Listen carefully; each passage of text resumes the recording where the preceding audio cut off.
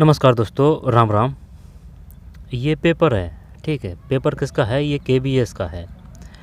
जब है ना, ये जो केबीएस का पेपर है ना, अब ये जो ईएमआरएस है ना, उसके लिए काम का है। ईएमआरएस प्री के लिए क्यों काम का है? चाहे वो पीआरटी हो, टीजीटी हो, पीजीटी हो, क्योंकि प्री है। प्री में 1/3 अंक है, नेगेटिव है, ठीक है। जो ईएमआरएस उसमें मेन में भी 1/3 है, ठीक है। और ये जो चाहे केबीएस हो, एनबीएस हो, डीएसएस भी, उन सभी के लिए काम का है। चाहे वो आरपीएससी की एग्ज़ाम हो, आरएसएसबी की एग्ज़ाम हो, क्योंकि जो इसमें देखेंगे अपन 40 या 50 क्वेश्चन तो है मनोविज्ञान के, ठीक है। और शिक्षण विधि दोनों है, पेडागोजी और मनोविज्ञान। इसके बाद में 10 क्वेश्चन है किसके? कंप्यूटर के। और 10 क्वेश्चन है आईसीटी के। और 10 क्वेश्चन है 10 क्वेश्चन आईसीटी, 10 क्वेश्चन कंप्यूटर के हैं ना, वो कम्बाइंड है। और 10 क्वेश्चन है ना, वो है नई शिक्षा नीति 2020 के। करंट और इंग्लिश और हिंदी व्याकरण के हैं, ठीक। करंट वगैरह नहीं देखेंगे, और नहीं इंग्लिश देखेंगे, नहीं रीजनिंग देखेंगे। तो चलिए शुरू करते हैं। सभी के लिए काम का है ये। हल्के में लेने की कतई भूल ना करें, ठीक है, क्योंकि ये पेपर शानदार है। और जो ओल्ड क्वेश्चन पेपर है उनका कोई तोड़ नहीं है। शुरू करते हैं। पहले तरीका क्या रहेगा? पहले खुद से करेंगे, चाहे वो सही जा या गलत जा, ठीक है। इसके बाद में फिर आंसर देखेंगे। ऐसे नहीं है कि पढ़ के आंसर देख के निकल लिए। आई बात समझ में? यह कहीं ज़्यादा अच्छा होगा कि लोग उच्च शिक्षा प्राप्त कर नौकरी के लिए दफ्तरों की खाक चाहने के बजाय थोड़ी सी यांत्रिक शिक्षा प्राप्त करें, जिसे काम धंधे में लगकर अपना पेट तो पाल सके। जो शिक्षा साधारण व्यक्ति को जीवन संग्राम में समर्थ नहीं बना सकती, सिंह के समान साहस नहीं ला सकती, यह भी कोई शिक्षा है। बात तो सही है भैया, ठीक। जीवन यापन के लिए कैसी शिक्षा चाहिए? यांत्रिक चाहिए, है ना, कोई दिक्कत नहीं है, यांत्रिक है इसमें। एक में दो, एक नहीं है क्वेश्चन, ये 12वां क्वेश्चन है ना, 12वां क्वेश्चन है, तो 12वां में एक है ना, सही है। फिर व्यक्ति से अपेक्षित है कि वह जीवन की चुनौतियों से पलायन कर जाए। नहीं, बिल्कुल नहीं। जीवन की चुनौतियों का सामना कर सके, यांत्रिक शिक्षा प्राप्त कर क्लर्क बने, यांत्रिक शिक्षा प्राप्त विदेश जाएँ, ये है, दो है। 13 में दो। फिर शिक्षा के बीच संबंध स्थापित हो रहे हैं, शिक्षा और यांत्रिक शिक्षा के बीच, उच्च शिक्षा के बीच, जीवन संग्रहहीनता, जीविकोपार्जन के बीच संबंध उद्घाटित हो रहे हैं। शिक्षा और यांत्रिक शिक्षा करते हैं।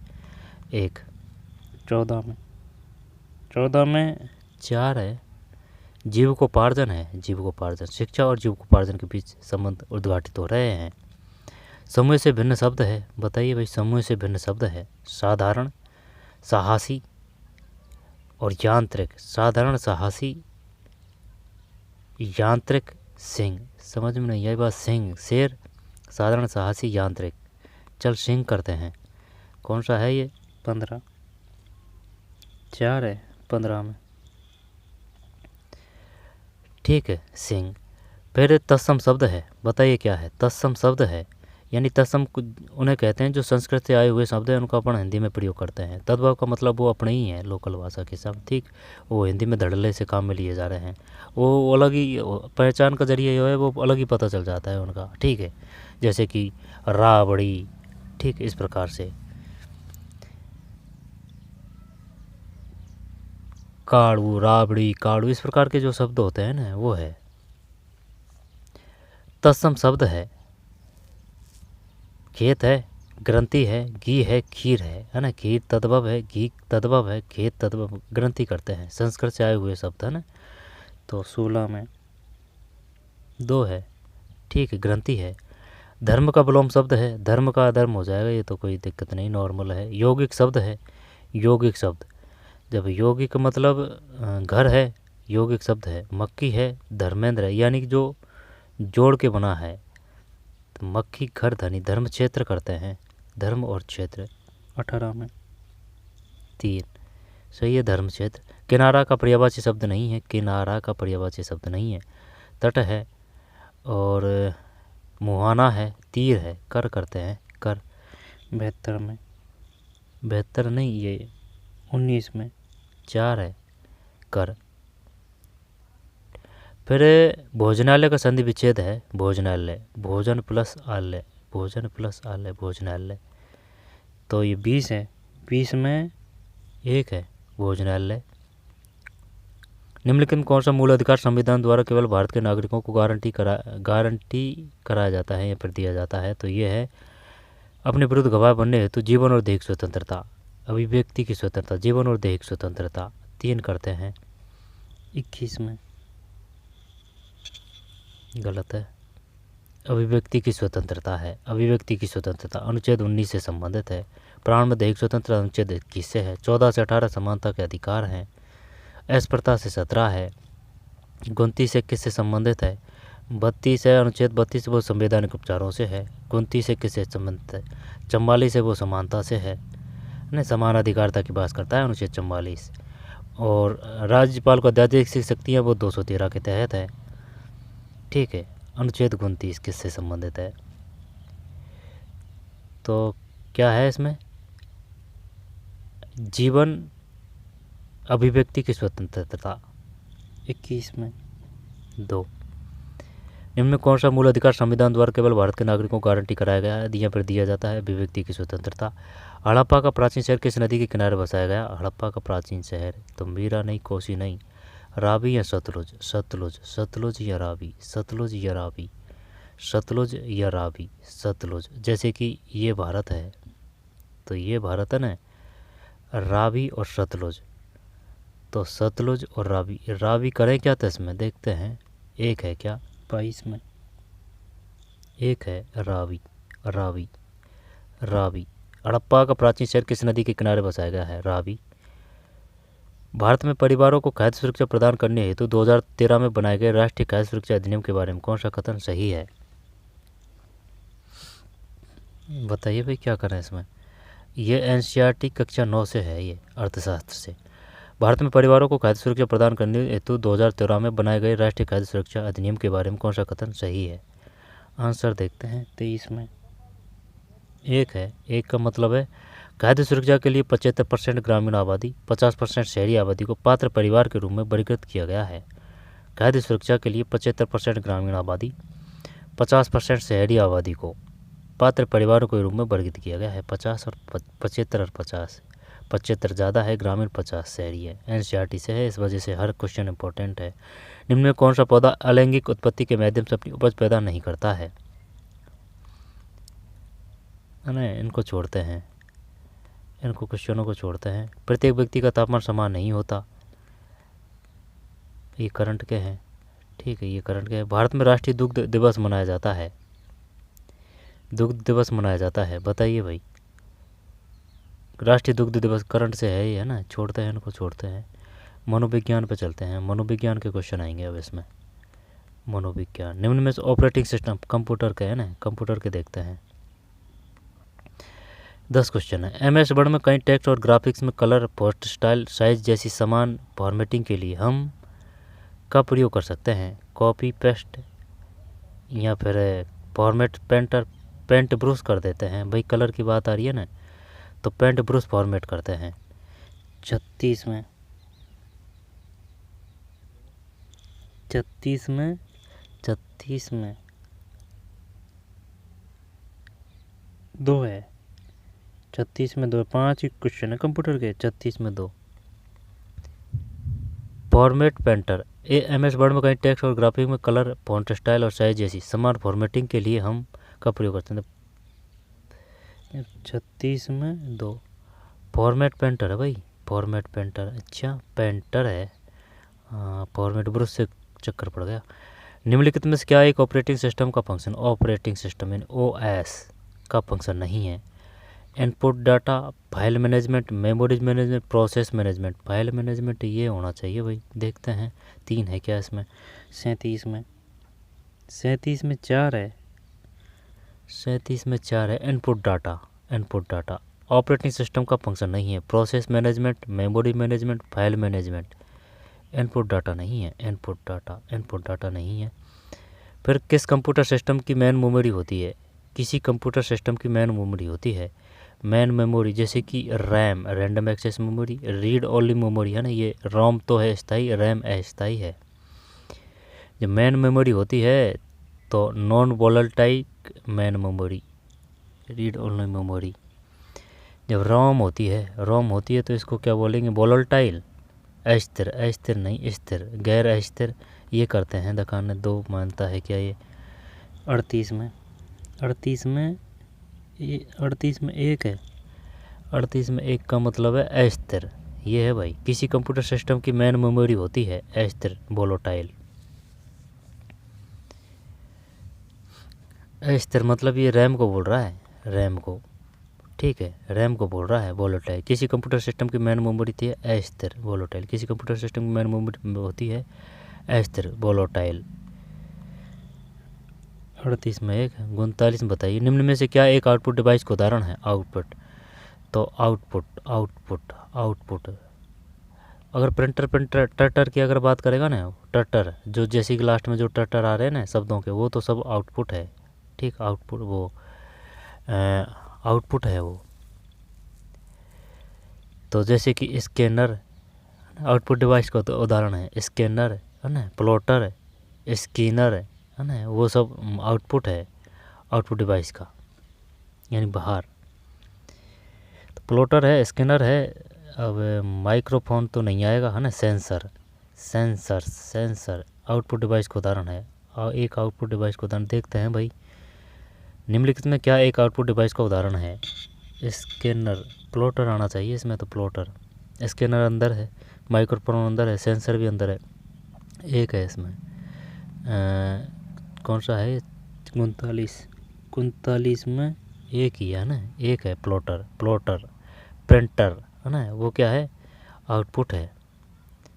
निम्नलिखित में कौन सा MS पेंट का डिफ़ॉल्ट इमेज फाइल फॉर्मेट है। निम्नलिखित में कौन सा MS पेंट का डिफ़ॉल्ट इमेज फाइल फॉर्मेट है, डिफ़ॉल्ट इमेज फाइल फॉर्मेट है। तो ये तो PDF किसकी बात कर रहा है, इमेज की बात कर रहा है। तो इमेज तो वो है JPG तो दिया नहीं इसने, तो PNG कर देते हैं, PNG करते हैं 40 में 1 है, 1 का मतलब है PNG, हाँ सही है PNG JPG। बाल मनोविज्ञान में विकास की क्या भूमिका है। अब क्वेश्चन है ये 40 के लगभग क्वेश्चन है। बाल मनोविज्ञान में विकास की क्या भूमिका है। यह लक्ष्य निर्धारण में सहायक है, ठीक है। इससे अधिगम के लिए तत्परता निर्धारित होती है, इससे व्यवहार निर्धारित होता है, इससे स्मृति का संवर्धन होता है। बाल मनोविज्ञान में विकास की क्या भूमिका है। यह लक्ष्य निर्धारित में सहायक है, इसके अधिगम के लिए तत्परता निर्धारित होती है, इससे व्यवहार निर्धारित। क्या ये करें दो 41 में 2 सही है, अंडरस्टैंडिंग द लर्नर है ना, 41 में 2 है। बाल मनोविज्ञान में विकास की क्या भूमिका है। इससे अधिगम के लिए तत्परता निर्धारित होती है। फिर छोटे बालकों में समृद्धि और विकास पर निम्नलिखित में किसका प्रभाव पड़ता है। छोटे बालकों में समृद्धि और विकास पर निम्नलिखित में किसका प्रभाव पड़ता है। इंग्लिश देखते हैं क्या इसकी। Which of the following interference growth and development, ठीक, ग्रोथ यानी कि आकार बढ़ना, लंबाई बढ़ना, डेवलपमेंट इन किड्स। छोटे बालकों में समृद्धि और विकास पर निम्नलिखित किसका प्रभाव पड़ता है। बताइए भाई क्या करें। घर का वातावरण है, समकक्षीय समृद्धि है, सामाजिक प्रशस्ति है, खेल और माहौल है। जब घर का ये पढ़ने तो सब चीज़ का ही पड़ता है पढ़ने को तो, लेकिन छोटे बालकों में समृद्धि और विकास पर घर का वातावरण का काफ़ी योगदान होता है ना, यही करते हैं। समकक्षीय आंसर देखते हैं 42 में क्या है। 42 4 है भाई, खेल और माहौल। अच्छा, खेल और माहौल। छोटे बालकों में समृद्धि और विकास पर निम्नलिखित किसका प्रभाव पड़ता है। खेल और माहौल। अगर देखते हैं ना इसको तो माहौल से ही, जैसे कि ये समकक्षीय समृद्धि है, घर का वातावरण है, सामाजिक प्रशस्ति है, ये जो तीनों चीज़ें ना ये माहौल में आ चुकी है, ठीक है। खेल पहले भी आ चुका है, खेल से संबंधित क्वेश्चन, खेल और माहौल। समृद्धि और विकास में आप कैसे विभेद करेंगे। बताइए, समृद्धि और विकास में आप कैसे विभेद करेंगे।